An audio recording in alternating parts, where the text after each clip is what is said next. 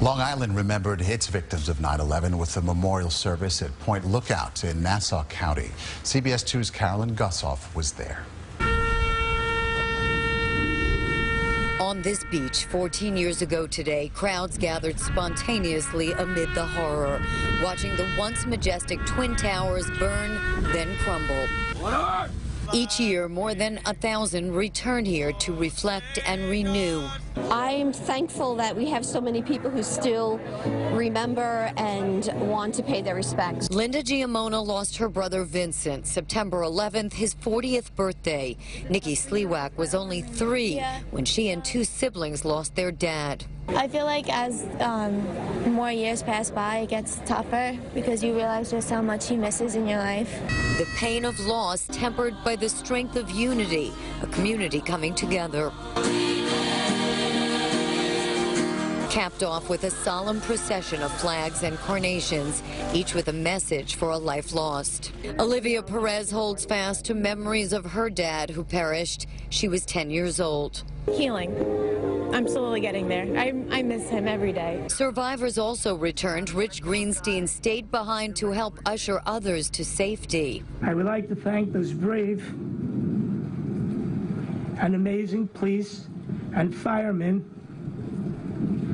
at the revolving door who were entering as I was exiting. The memorial here at the beach at Point Lookout will remain up through the weekend. A crowd expected to gather again this evening as the sun sets between the Twin Tower replicas behind me. In Point Lookout on Long Island, Carolyn Gusoff, CBS 2 News. Thank you, Carolyn. President Obama, the First Lady, and the White House staff marked 9/11's anniversary with a moment of silence on the White House lawn. They bowed their heads as a bell tolled 3 times at 8:46, the time the first hijacked plane slammed into the World Trade Center. After the pause, a bugler played taps. And Ari Fleischer, the former White House press secretary for President Bush, used Twitter today to tell what happened behind the scenes that day.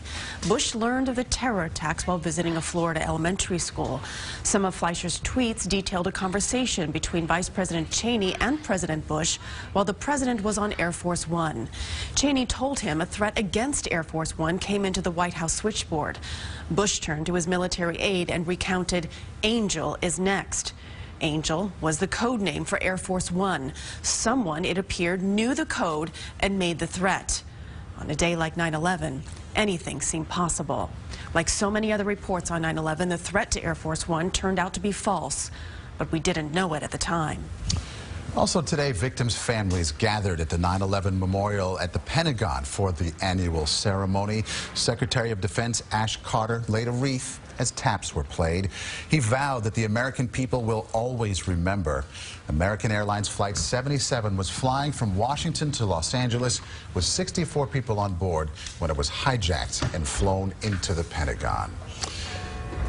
And bells tolled in Shanksville, Pennsylvania to remember the men and women who confronted the hijackers on United Airlines Flight 93.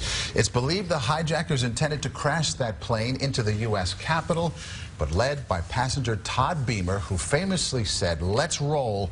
The 40 passengers and crew stormed the cockpit and the plane went down in a field.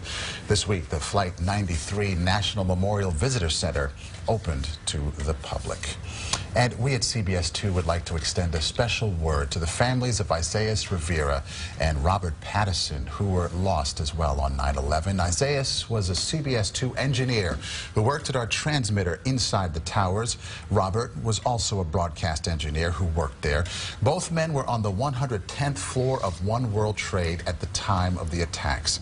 Their friends here at CBS 2 send our heartfelt condolences to the Rivera and Patterson families.